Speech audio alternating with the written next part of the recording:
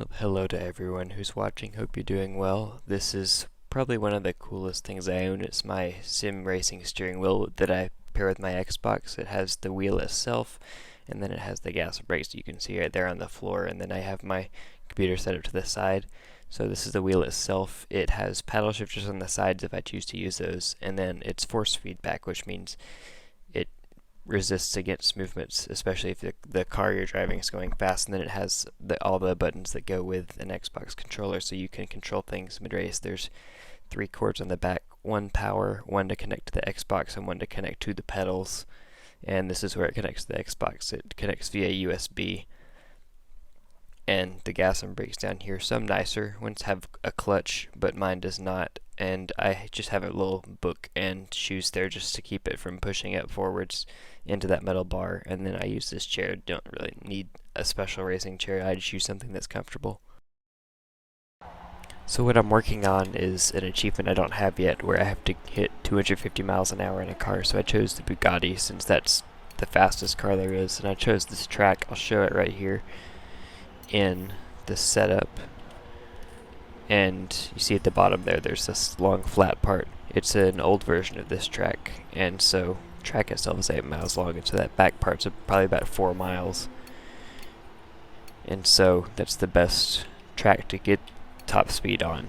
So I'm going to start this race, and while that's going, I'll talk about how I got into racing. So my dad had a PlayStation, and one of the games I got into that was Gran Turismo, the original sim racing game for PlayStation, and so that really spurred on my love for racing, and I got into watching NASCAR from there.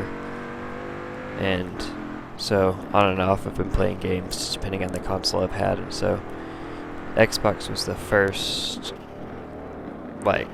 console I had on my own that I had racing games on, and the Xbox console exclusive racing game is Forza, which is this. Get used to this car. I haven't driven the Bugatti before. Hope that's the rewind button. I'll give a outside of the car view so you can see. I prefer the first person view because it helps me get the feel of where I'm driving. So this car is really built on speed. Anyway, back to that. I really wanted to try the sim racing wheel, and so I saved it for it and got it, and I've been playing Forza with the wheel since then, and it makes it more enjoyable to me. Oh, I'm not used to this car. That doesn't really matter. I just gotta get to 250. Here's the long straight part. I'm gonna go back into this mode. So there's two inside views, one with the steering wheel, one without. I choose the one without because I can see the steering wheel right here. So got a few miles to get this down, already at 210. So I play Forza a lot.